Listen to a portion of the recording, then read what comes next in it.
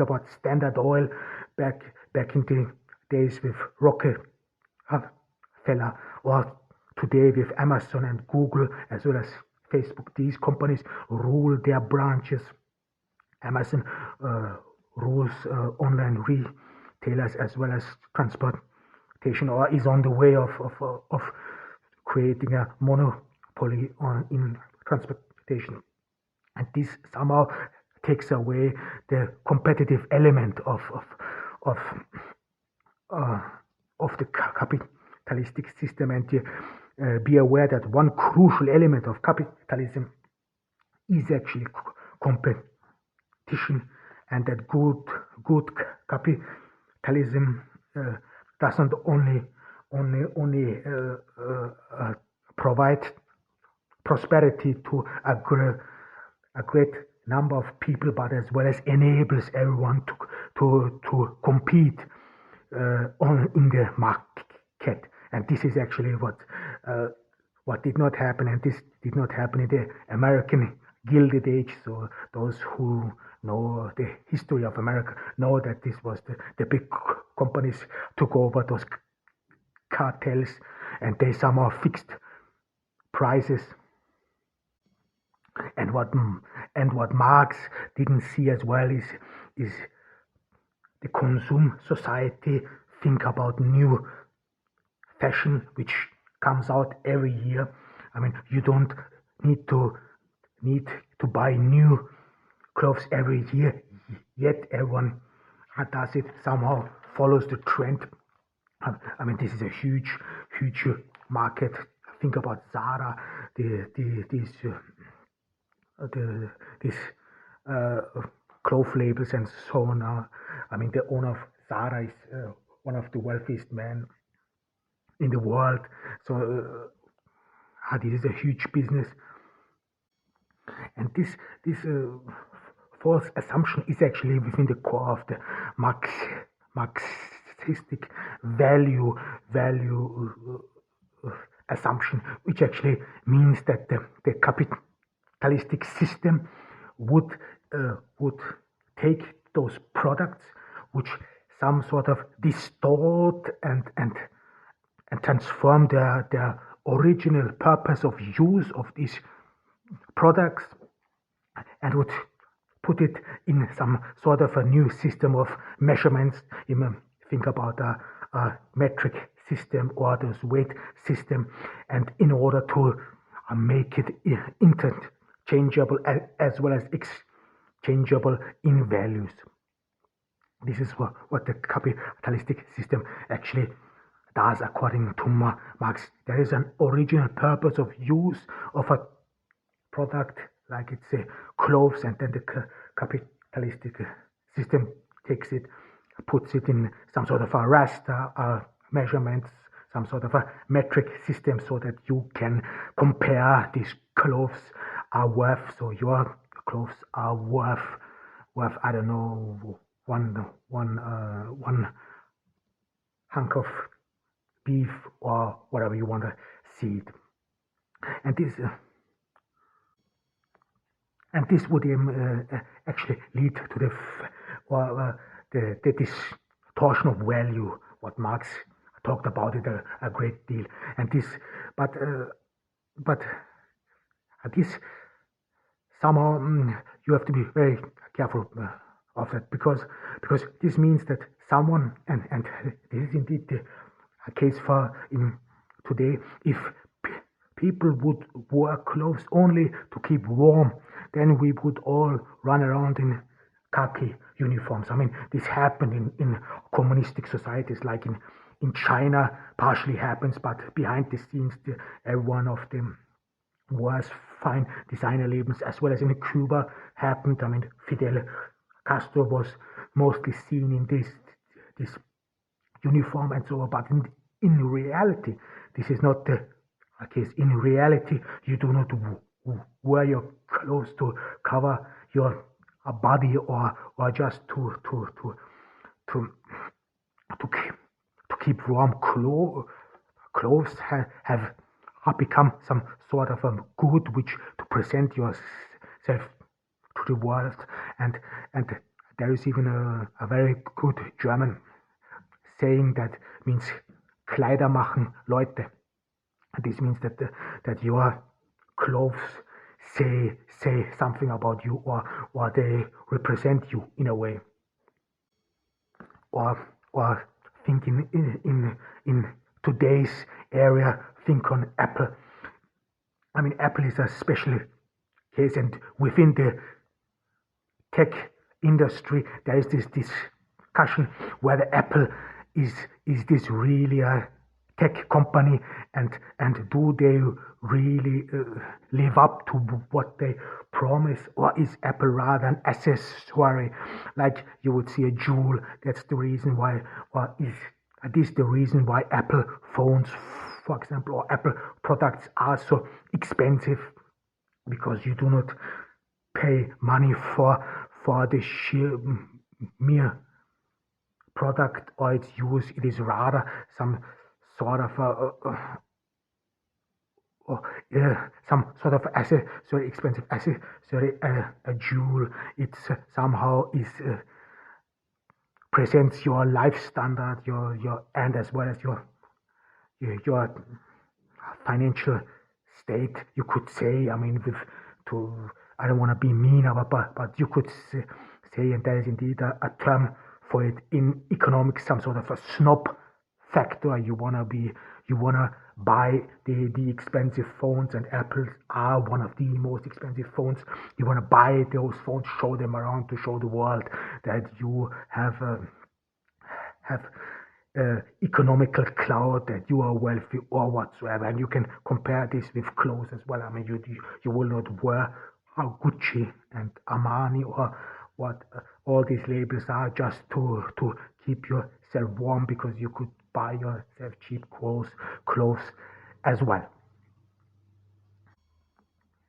I mean, one thing Marx's prediction was maybe wrong, is because Marx analyzed industrial revolution in Great Britain, and in Great Britain the industrial revolution somehow developed differently than in continental Europe. But because in the beginning of the industrial revolution, especially with the steam engine, you actually did not need a special education, or you only had it to be skilled a little, skilled to somehow help yourself. And the first machines which were used were actually pretty much simple constructs, which the average Englishman could have made as well. So you do not need it to be a special craftsman. Whereas in continental Europe, things took off differently. First of all, in continental Europe, industrial revolution took off later, and then of course this is very understandable. If you have already a dominant force in the market, this was Great Britain, whose main goal was to produce in quantity, because Great Britain had India, and in India, and the English manufacturing was actually pretty much sophisticated. They had in the British Empire, it was rather to produce in quantity, and in Europe, in continental Europe, people rather specialized in quality. So this means the system of capitalism in continental Europe was a bit different than in Great Britain. Think about today French products. They have, even to this very days, those French products, they have some sort of a flair of quality, of class. I mean, this comes from this area. Or the Swiss products, Swiss watches, or Swiss watches, or chocolate, or whatever. I mean, you don't need a watch just to tell you what time is it. A watch is as well as a very expression or your statement, your life statement. And we have even examples from recent histories. This is Japan. After the World Wars, Japan tried to flood the Western markets with cheap goods, but this didn't work out. Those goods were not reliable, and then later on, Japan switched to products which have more which were more qualitative, more sophisticated, and these products now became this trademark of Japanese products, that they are highly reliable and sophisticated. Only think about photo cameras. This market is pretty much dominated by or was dominated by Japanese companies on the eve of the smartphone. And China went through pretty much, or is still going through pretty much the same development, which you can see than the Japanese. So this means that products have always a value that is beyond its use.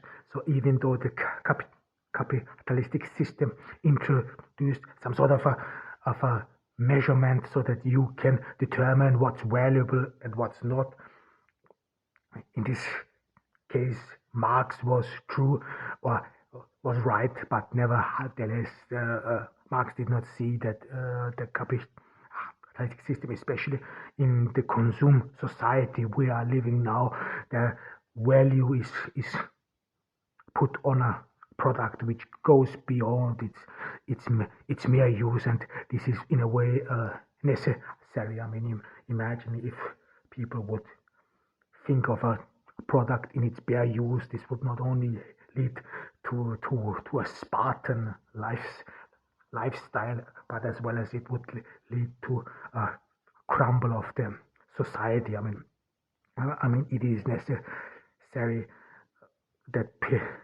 people, no matter what people say in this state, it is necessary that people buy these goods and products so that you can guarantee economic growth.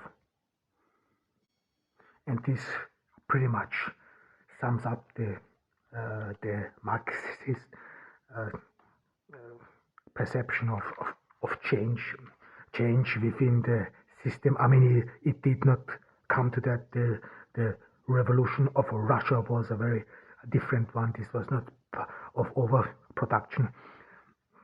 Russia was, as you know, rather a very underdeveloped society, and the Marxists long thought that Germany would be the place of this revolution, because in Europe, Germany was the most advanced economy back then, especially after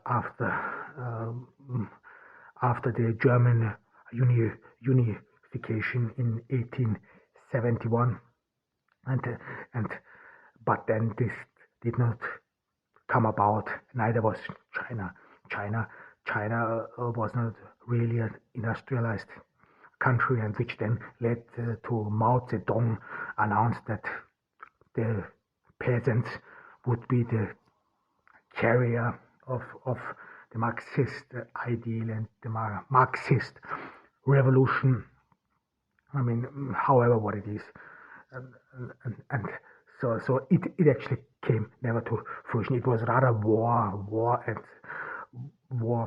famine, and technological development which really transformed society. And this brings me to the last point, that indeed, if you watch the development of human history, then it is rather that technological development somehow carries human development, human history. This is something you can see with agriculture, the invention of a new plow. This was as well as a new technological invention. And